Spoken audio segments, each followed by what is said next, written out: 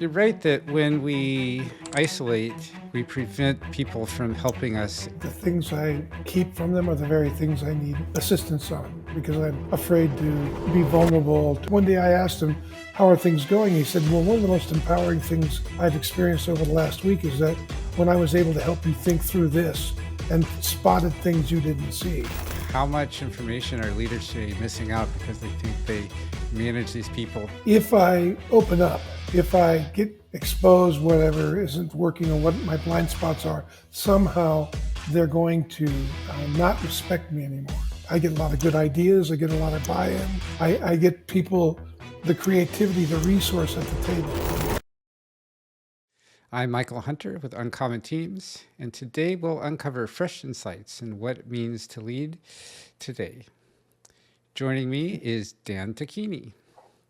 Dan has been helping leaders bring some magic to their teams for over 35 years. He has worked with executive teams from Interstate Batteries and ESPN to Smarty Pants Vitamins and Impulse Space, as well as nonprofits like Homeboy Industries and Defy Ventures. Dan gives a no-fluff approach by helping transform leadership teams without any pixie dust. Just courageous leadership, creative conflict resolution, and relevant restructuring. No conversation is too difficult, no situation too conflicted, because a leader with a vision cannot be held hostage by circumstance or history. Welcome, Dan. Thanks, Michael. Great to be here. Thanks for having me. Have been looking forward to this conversation all week. Dan, when did you first recognize that integrating your whole self, bringing that into everything that you do, might be a valuable approach? Well, I think it came after a number of failures where I thought that separating, for instance, my family life from my business life, not including them at all, or just siloing aspects of my life wasn't working. I decided to, experiment with breaking down those silos, and it became a multiplier effect. And I can't get to them if you think about it. You can't get to them if you've isolated them. You're right that when we isolate, we prevent people from helping us in the parts of our life that we've cut them off from. And I find the same as you, that I am often surprised by where advice or suggestions or help or insights come from. It's often not from where I would expect. Yeah. Well, and I've found that the things I keep from them are the very things I need assistance on because I'm afraid to be vulnerable, to expose my Achilles heel, or appear weak. And so, by being able to talk about those things, being able to find language to put on it and express it, opens up an opportunity for others to contribute to me as I lead. And that is interesting. I had a young protege I was training, and he helped me think through something. And one day I asked him, "How are things going?" He said, "Well, one of the most empowering things I've experienced over the last week is that when I was able to help you think through this and spotted things you didn't see." And it was interesting because I thought, well, it's interesting because I see you now, as a real resource, whereas before I thought I was training you, but in fact, yes, I am training you, and you're training me. You're helping me see what I don't see. So, very powerful time with him, and that's occurred multiple times in my career with leaders. If it's just amazing what kind of resources at the table if I'm disciplined about being clear about the mission, holding that in sight, keeping that aim up, and making it the most important thing. Well, then why not look at my weaknesses if that's going to strengthen the mission? And in addition to that, being open to the information that might be coming up to you from channels where you might have believed that you're only ever pushing data down through. Yeah, yeah. How much information are leaders today missing out because they think they manage these people, they're helping these people do their job, and they're not allowing for the possibility that those people, their people that they've hired onto their teams for being smart and genius and brilliant people, might have something that could help the leader do their job too.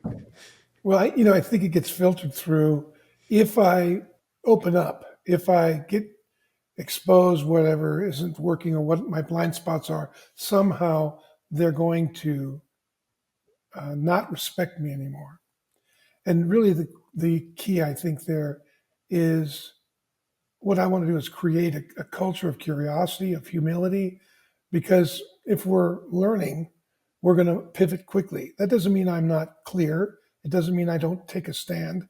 It doesn't mean that I'm not willing to make a mistake, but I'm certainly going to be wide open and curious. And if I'm going to have any kind of plan, a succession plan comes out of an idea that what I'm doing through the culture is actually training the people I'm working with to see things that they would normally not see that I see because of my experience, because of the many times I've failed and come back. Well, that's a gift to them, and then their fresh eyes is a gift back to me. But there's no doubt in my mind, and I know there's no doubt in my team's mind that I'm the one who's going to make the ultimate decision.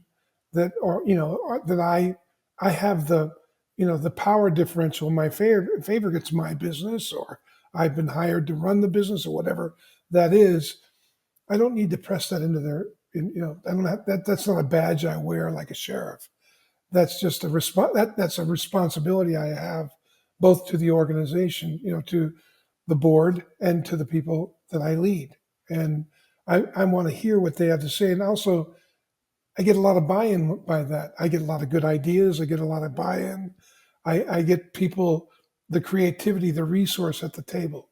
And I'm much more confident when I do it this way to delegate and know that what I've delegated is most likely going to get done. And if there's a problem, it's going to come to me much earlier than if they feel like they can't talk to me, or they have to have it packaged just right, or they have to always be successful.